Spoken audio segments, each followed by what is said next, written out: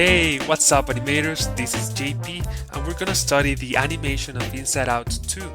I haven't seen the movie yet, so let's go ahead and review the trailer. Are you ready? Let's start! Right here, both parents are going to make the same reaction. They're gonna jump out of joy, but the key is to make it just a few frames apart, right? So let's see the mom how she starts first. So she goes just a few frames on the anticipation, on the squash, and then she stretches out right here just like 4 frames apart. And then let's see the dad.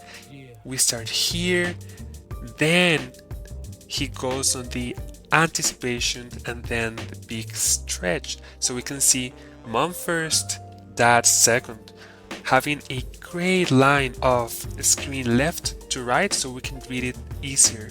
Great secondary action. So it's not just a run cycle, but let's add some punches so we can see. So what is he thinking about at the moment, right? He wants to be tough, so let's convey that with the secondary action to help the main one, which is running. This is great posing. Can you see right here the silhouette of the character? So first, line of action, we have a stretched arm, a lot of negative space, and we know for a fact that he's gonna press that button right here. Why? Because of the clear posing. He doesn't even have to look down on the bottom, not even the secondary characters. They're all looking up, but we know that he's gonna press the button. Always remember that every single character has its own weight and balance. So right here, both characters are being pushed away, right? But let's see anger. He has a lower center of gravity, so he's moved just a bit. But then fear, he's lighter and he's gonna be pushed a lot harder.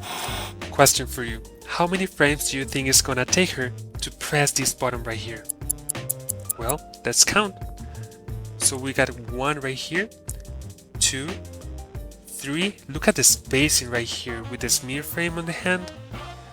4, not quite, and then 5. So 5 frames right here with a great arc. Cool face acting. Let's analyze it. We can divide this on 3 main poses. First, second one is just her processing what just happened, and then her reaction. Let's go frame by frame. So right here, her eyes are the ones who move first, they're leading right here. Then the eyelids close almost in just 1 frame. She has a small ease in. Then going through the second pose, her eyebrows just go up, her eyes wide open right here so we can see the white. And then I love this mouth change, this shape going from here to here. Very smooth. We can see on the second pose some eye darts right here because she's processing, and then we go with the squash of this part right here, a squash on the whole face. We can see this, right? Cool. Staging always have to help the main character and their actions, right? They cannot be distracting. So right here, Riley's going to turn off the lights, but we can see that we have 2 sources, 1, 2. But this one is turned off first, so we can guide our eyes right here, the only source of light at the moment. It's easier to read what she's going to do, and then turn off. Yeah. This is so funny. Exaggeration is not only these big and extreme poses, it can also be done on ideas, right? So instead of having just 1 suitcase, why not having all of these, right?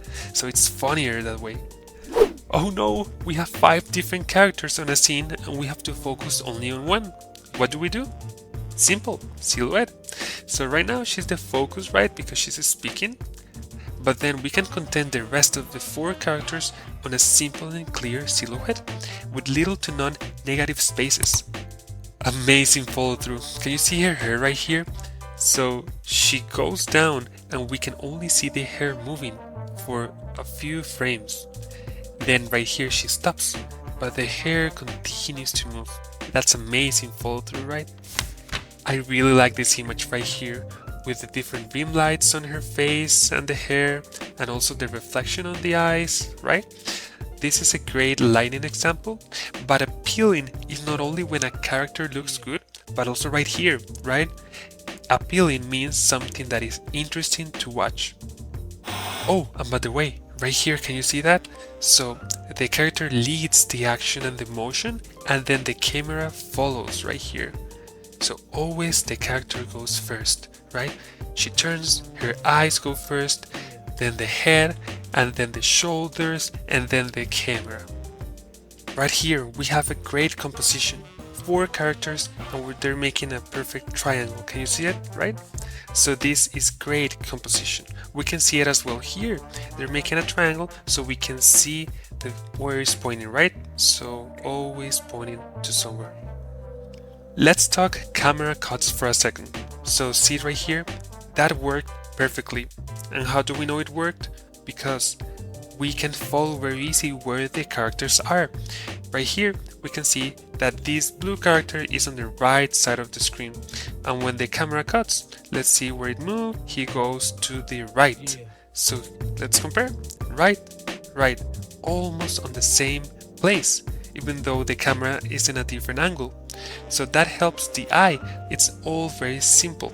And right here we have another big cut, but the character is on the right, and then when the camera goes on this big shot, he's also on the right.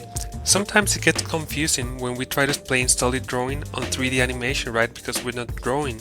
But something that we have to think about is that solid drawing is also being consistent with the poses and the personality of the character.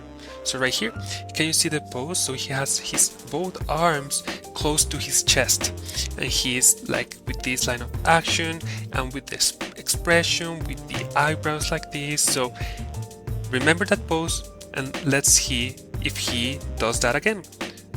Well, for a fact, he had the same pose here, the same pose here. Look at the arms, same pose here.